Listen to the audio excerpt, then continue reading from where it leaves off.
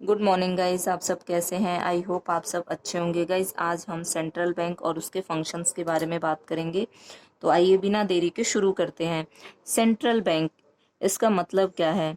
Central bank is an apex bank, यानी apex का मतलब सबसे बड़ा बैंक है। कौन? सेंट्रल बैंक इंडिया में।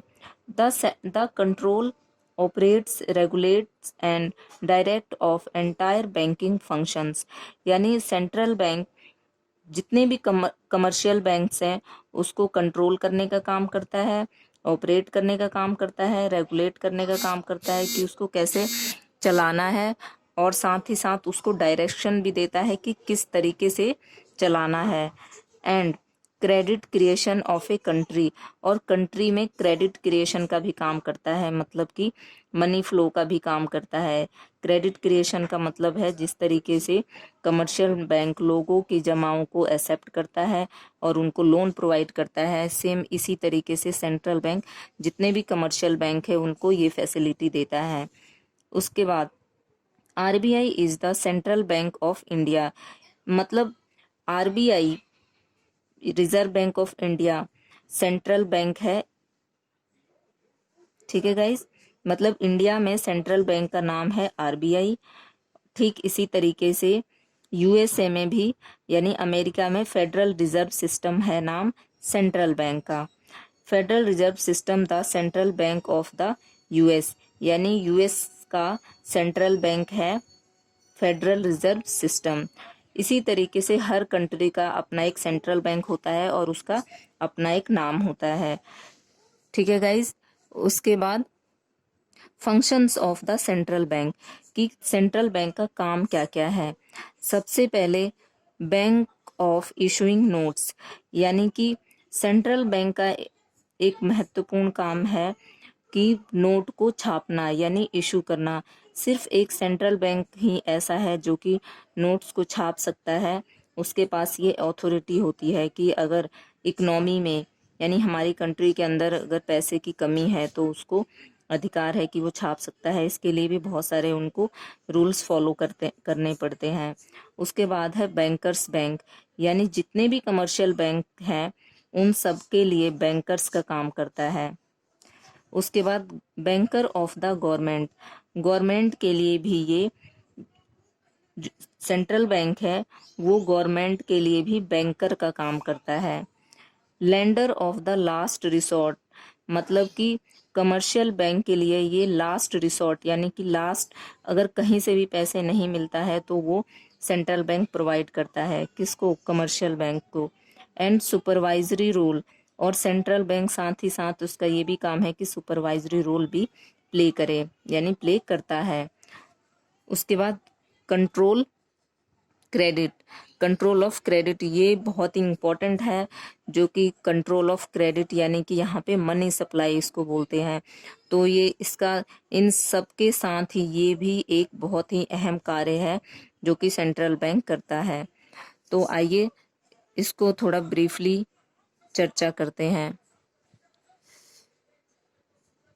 Bank of issuing notes, central bank of a country has monopoly right of issuing notes, यानी कि सेंट्रल बैंक के पास एक ऐसी अथॉरिटी है या ऐसा एक राइट है जो कि सिर्फ वही नोट को छाप सकता है, यानी मोनोपोली राइट है, यानी एकाधिकार है।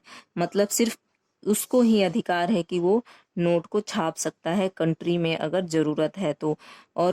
और अगर कंट्री में पैसे का फ्लो ज़्यादा है यानी मनी का फ्लो ज़्यादा है तो उसको कंट्रोल करने का काम भी बैंक का ही है, यानी सेंट्रल बैंक का। So called currency authority function of the central bank, मतलब कि central bank as a monopoly right है उसको कि नोट को वो छाप सकता है, इसीलिए इसको बोलते हैं करेंसी ऑथोरिटी फंक्शंस। ठीक है guys, bank of issuing notes को करेंसी ऑथोरिटी के नाम से भी जाना जाता है। But except 1 rupees note and coins which is issued by the ministry of finance, यानी कि जितने भी बड़े पैसे हैं यानी कि 1 रुपये से ज़्यादा, वो सारे जो छापने का अधिकार है वो सेंट्रल बैंक का है। बट 1 रुपये का जो नोट है ठीक है, और जो कॉइन्स है वो मिनिस्ट्री ऑफ फाइनेंस इशू करता है। ठीक है गाइज। उसके बाद बैंकर्स बैंक। बैंकर्स बैंक का मतलब है कि जिस तरीके से कमर्शियल बैंक का रिलेशन होता है अपने कस्टमर के साथ यानी आम लोगों के साथ, ठीक उसी तरीके से सेंट्रल बैंक का कमर्शियल बैंक के साथ रिलेशन होता है। मतलब यहाँ पे इसका मतलब ये है कि जिस तरीके से कमर्शियल बैंक आम लोगों की जो डिपॉजिट है उसको एक्सेप्ट करता है और लोगों को लोन प्रोवाइड करता है, ठीक इसी तरीके से यहाँ पे सेंट्रल बैंक जो कमर्शियल बैंक्स उसके डिपॉजिट को एक्सेप्ट करता है और एज वेल एज उसी तरीके से यानी सेंट्रल बैंक कमर्शियल बैंक को लोन भी देता है। जैसे central bank accept deposits from the commercial banks and offer them loan. ठीक है गाइस, मतलब कमर्शियल बैंक से डिपॉजिट को एक्सेप्ट करता है और उनको ऑफर मतलब कि लोन भी प्रोवाइड करता है। Clearing house. क्लियरिंग हाउस का मतलब ये होता है कि सपोज मैं बात करती हूँ जैसे एक एसबीआई, ठीक है, और दूसरा पीएनबी। सपोज कोई ए पर्सन है जो कि एक चेक पीएनबी में डिपॉजिट करता है, ठीक है, और वो पीएनबी में इसलिए डिपॉजिट करता है क्योंकि उसका अकाउंट है पीएनबी में, बट वो चेक है वो एसबीआई का है, मतलब एसबीआई बैंक का है, बट ए डिपॉजिट करता है पीएनबी में क्योंकि उसका अकाउंट है इसमें, सपोज 25,000 का। इसको ध्यान से एक बार समझना। ठीक इसी तरीके से बी कोई पर्सन है और वो चेक डिपॉजिट करता है एसबीआई में, बट उसका जो चेक है वो पीएनबी के नाम का है, ठीक है, और ये बी एसबीआई में इसलिए डिपॉजिट करता है क्योंकि इसमें इसका अकाउंट है।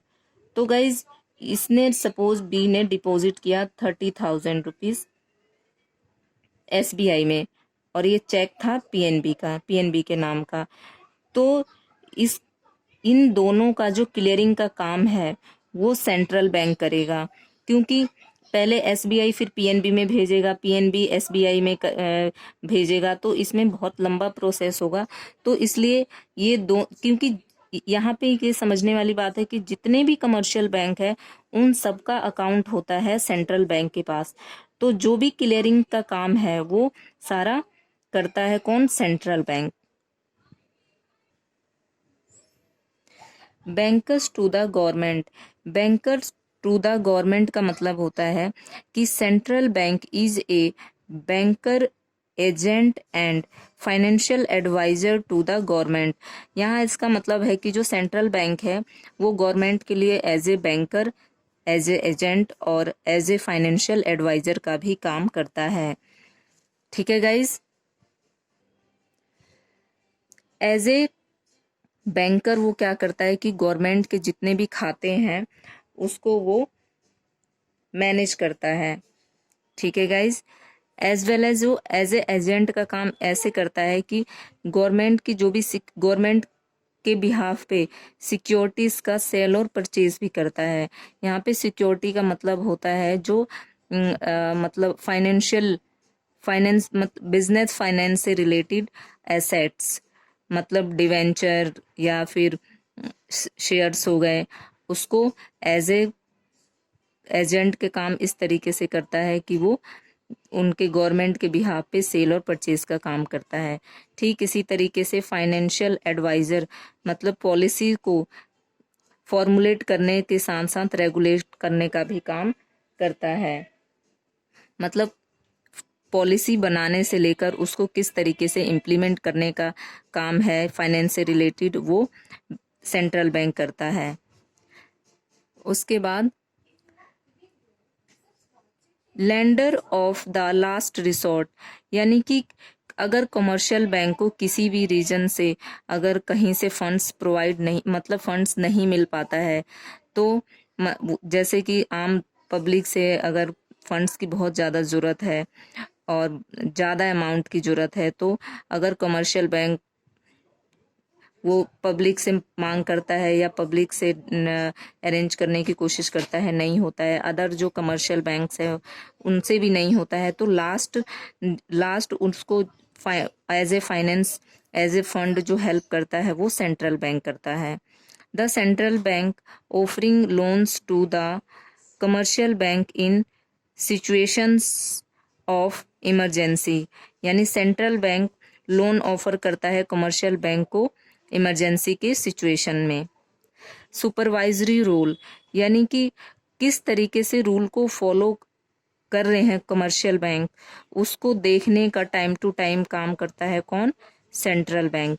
Central bank periodic inspection of commercial banks, यानी सेंट्रल बैंक हर एक फिक्स टाइम के बाद वो देखता रहता है कि कमर्शियल बैंक किस तरीके से रूल्स रेगुलेशन को फॉलो कर रहे हैं या नहीं कर रहे हैं। उसके बाद कंट्रोल ऑफ क्रेडिट। गाइज यहाँ पे कंट्रोल ऑफ क्रेडिट के लिए एक अलग से वीडियो बनाना पड़ेगा क्योंकि ये लेंदी है।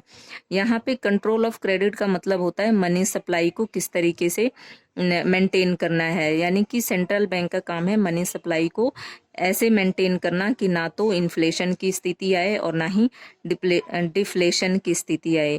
तो इसलिए इसके लिए अलग से वीडियो बनाने की रिक्वायरमेंट है। तो जितना अभी आपको समझाया, आई होप आपको समझ में आया होगा।